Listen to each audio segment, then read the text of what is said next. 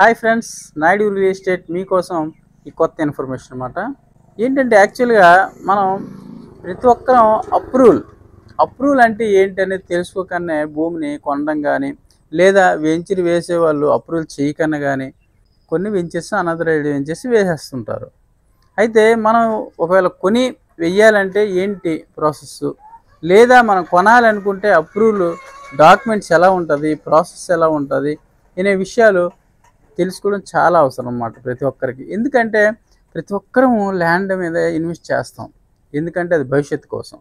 So కాబట్టి approval తెలుసుకోవాలి. Approval అంటే ఏందో తెలుసుకుంటే మనకి చాలా వరకు యూజ్ అవుద్ది అనమాట.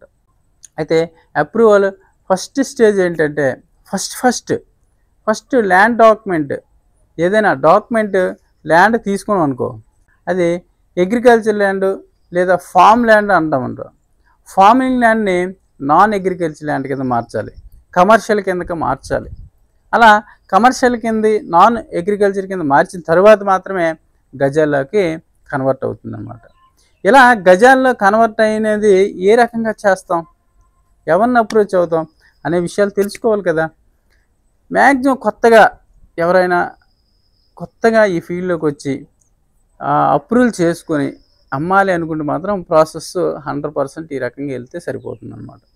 అయితే approval first of all convert చేయడానికి మనకి ఏపీకి అయితే మీ భూమి, తెలంగాణకైతే ధరణి వెబ్సైట్స్ ఉన్నాయన్నమాట.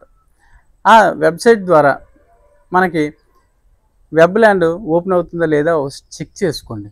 ఎవరైతే దగ్గర అయితే కొన్నారో లేదా ఏ ల్యాండ్ అయితే మనం కన్వర్ట్ చేయాలో దాన్ని చెక్ చేసుకోండి. అప్పుడే మీ పేరు మీదకి ఫస్ట్ రిజిస్ట్రేషన్ అవుతుంది.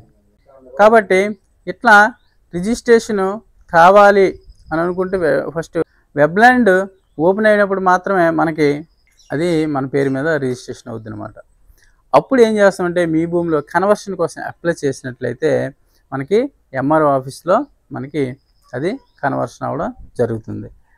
నెక్స్ట్ థింగ్ ఏం చేయాలనుకుంటే కన్వర్షన్ అయిపోయిన తర్వాత మనం ఒక ఎక్స్పర్ట్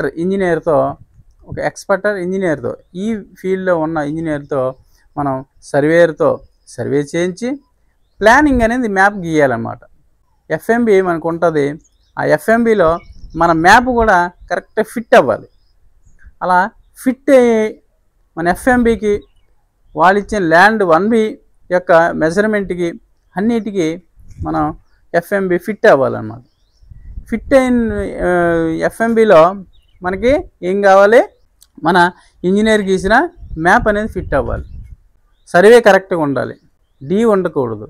ఇలాంటి జాగ్రత్తలు పాటించిన తర్వాత అట్లా మనకి ఫిట్ అయ్యి మంచి ఇంజనీరు కరెక్ట్గా గీసిన మ్యాప్తో ఆ రెండు కూడా మనం 2.5 ఎకరాలు అయ్యిందనుకో, మన డిస్ట్రిక్ట్ దగ్గరలో ఏడీకి పంపించాలన్నమాట. ఆ ప్లానింగు నీ యొక్క డాక్యుమెంట్ డీటెయిల్స్ అన్నీ కూడా మన డిస్ట్రిక్ట్ యొక్క ఏడీకి పంపించాలి. అదేవిధంగా 2.5 కాకుండా 5 ఎకరాలు మించింది అనుకోండి, అప్పుడు స్టేట్కి వెళ్తుంది. మనం కన్వర్ట్ చేయవలసిన ఎకరాస్ బట్టి ల్యాండ్ కన్వర్షన్ అనేది వివిధ భాగాల్లో వివిధ ఆఫీసులకు అనేది పంపించడం జరుగుతుంది అన్నట్టు. ఫస్ట్ మనం ప్లానింగ్ గీసుకోకముందే సర్వే చేస్తాం కదా, సర్వే ద్వారా చేసినప్పుడే ఈసీ కానీ, ఇప్పుడు మనం ఎవరైతే దగ్గర అయితే కొంటామో లేదా మన ల్యాండ్ అయితే ఇబ్బంది లేదు, మనం ఎవరి దగ్గర అయితే కొంటామో వాళ్ళ ఈసీ కానీ, అక్కడ మార్కెట్ వాల్యూ కానీ, ల్యాండ్లో ఎటువంటి డీ కానీ ఎటువంటి తేడాలు లేకుండా చూసుకొని ప్లానింగ్ అప్రూవల్ గీసి అది పంచాయతీ పరిధిలోకి పంపించినట్లయితే పంచాయతీ సెక్రటరీ గారు దాన్ని మళ్ళీ ఎగ్జామ్ చేస్తారన్నమాట.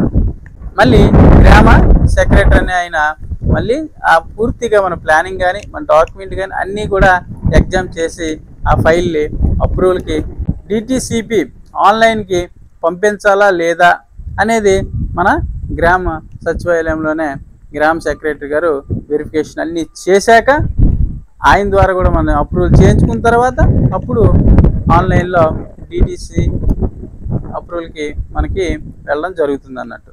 అయితే డిటిసిపి ఆఫీస్కి వెళ్ళిన తర్వాత వాళ్ళు వచ్చేసి రోడ్లు ఉన్నాయా, రైల్వే లైన్కి దగ్గరలో ఉందా, లేదా అడవి ప్రాంతమైనా ఉందా, లేదు ఇంకా డీలోనే ఉందా, ఎటువంటి హై టెన్షన్ వైర్స్ ఉన్నాయా, ఇలాంటివన్నీ కూడా అక్కడ నుండి ఆఫీసర్లు వచ్చి మన భూమిని చెక్ చేసిన తరువాతే.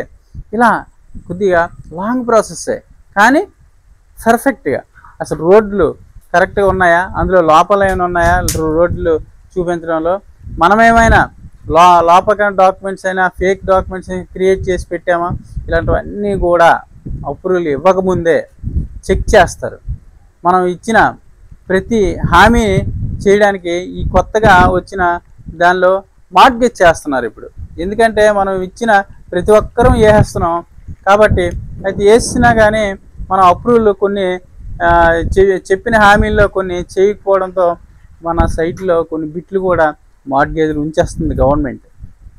అది మెచ్చుకోదగ్గ విషయమే. ఎందుకంటే ఒకవేళ వాళ్ళు 30 ఫీట్ రోడ్లు ఇవ్వకపోయినా, పవర్ ఇవ్వకపోయినా, కాలువలు వేయకపోయినా, మన అప్రూవల్లో ఏవైతే హామీలు ఇస్తారో అవన్నీ కూడా వాళ్ళు చేయకపోతే మార్గేజ్లు ఉన్న బిట్లని వాళ్ళ దగ్గర నుండి మనకి కొంత లిమిట్ ఉంటుంది టైము. ఆ టైం తర్వాత మనకి వాళ్ళే గవర్నమెంటే మనకి అప్రూవల్ అనేది చేసి పెడుతుంది అన్నమాట. తర్వాత నాలా కన్వర్షన్ పేపర్స్ తీసుకున్న తర్వాత మన ఎసెట్ అనేది 2.5 ఎకరాలు అనుకోండి, డిస్ట్రిక్ట్ రీజనింగ్ ఆఫీస్కి వెళ్తుంది. అదే 2.5 కన్నా ఎక్కువ అబౌవ్ 5 ఎకరాస్ అయితే స్టేట్ కన్వర్షన్ ఆఫీస్కి అనేది వెళ్ళడం జరుగుతుంది.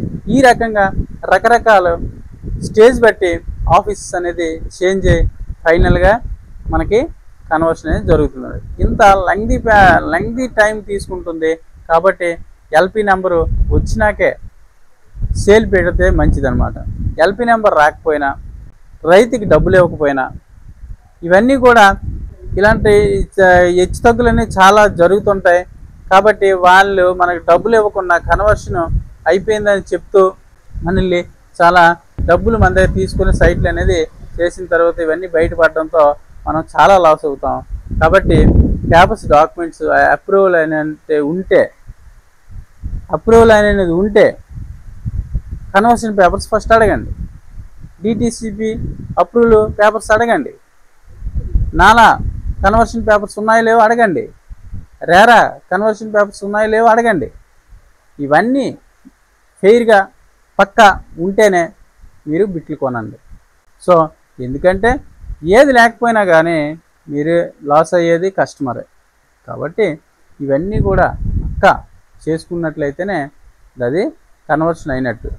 లేదు కన్వర్షన్ అయిపోయింది మీరు కొనియండి అంటే కొనిసినట్లయితే వాళ్ళ రైతుకి డబ్బులు ఇచ్చి ఇవ్వకపోవచ్చు, తర్వాత అగ్రిమెంట్ మీద అమ్మివచ్చు, మిగతాది మనకి తర్వాత తెలిసిన మన పైసలు వాళ్ళ చేతిలోకి వెళ్ళిపోయినాక రావడం అనేది చాలా టైం పట్టేస్తుంది. దాని ఇంట్రెస్ట్ల వల్ల చాలామంది లైఫ్లు పాడైపోతాయి, లక్షల్లో పెట్టుబడి పెడుతుంటారు. కాబట్టి పక్కా కన్వర్షన్ ఇవన్నీ ఉంటేనే మీరు ముందుకెళ్ళండి. Okay, thank you.